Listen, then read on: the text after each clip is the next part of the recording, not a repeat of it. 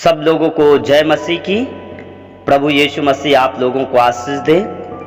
मेरे प्रियो, बाइबल की एक कहानी जो मैं आपके सामने पढ़ने जा रहा हूँ, लाजर व्यक्ति का, जो एक समय प्रभु यीशु पर विश्वास करते थे और एक दिन अचानक उनकी मृत्यु हो जाती है, लेकिन प्रभु यीशु मसीह उन्हें जीवित करके अपनी महिमा को पूरा करते हैं।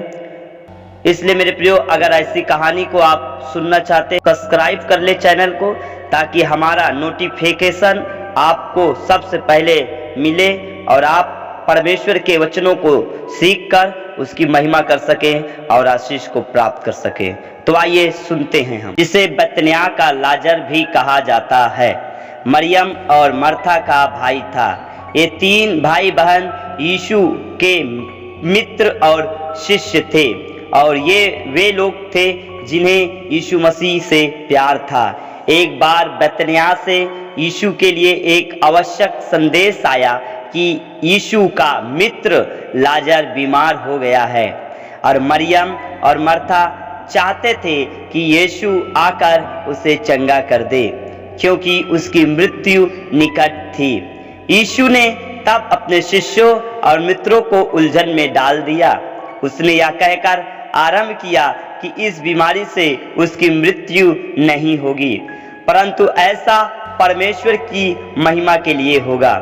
तब यीशु मसीह 2 दिन और रुक गए, जहां पर उसने यहूदियां वापस जाने का सुझाव दिया जहां लाजर था, परंतु साथ ही यह वह स्थान था जहां यीशु के शत्रुओं ने उसे कुछ ही समय पहले पथरवाह करने का प्रयास किया था।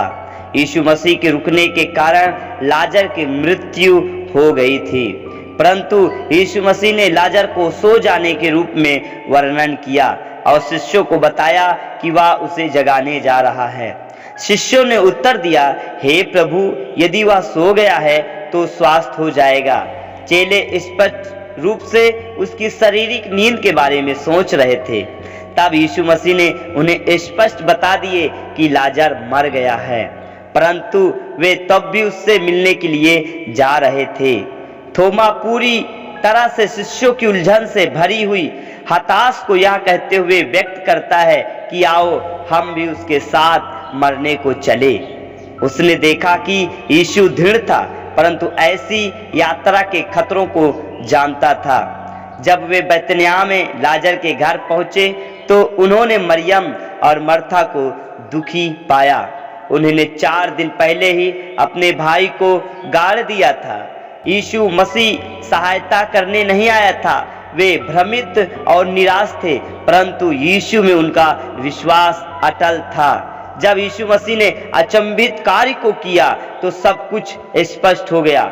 वह लाजर की कब्र पर गया और उसे मृतकों में से जीवित किया।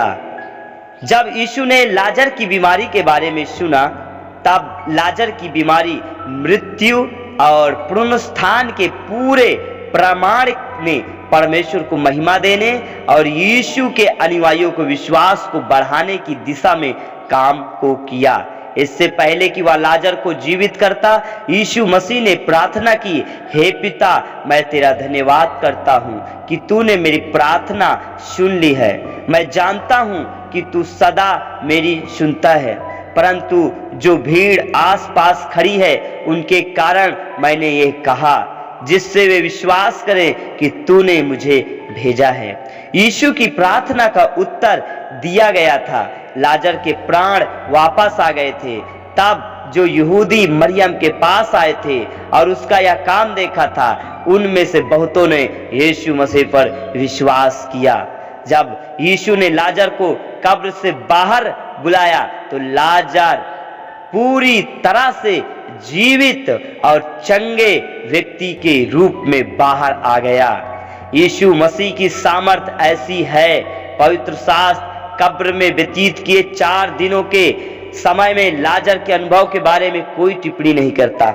हम विश्वास करते हैं कि उसकी आत्मा प्राण स्वर्ग लोक में थी, जिसको यीशु मसीह ने पुनः वापस बुलाए थे।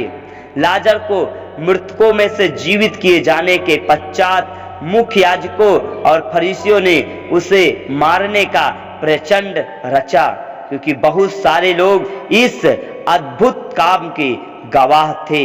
यीशु मसीह के शत्रु आश्चर्य कर्म के होने से इनकार नहीं कर सकते थे। अगली सबसे अच्छी बात यह है कि उनके विचार में प्रमाण को ही नष्ट कर देना चाहिए था। इस घटना में प्रमाण एक जीवित सांस लेने वाला लाजर व्यक्ति था, परंतु वे सत्य को फैलाने से नहीं रोक सकते थे। आमीन। प्रभु यीशु मसीह आप सभी लोगों को आशीष दे।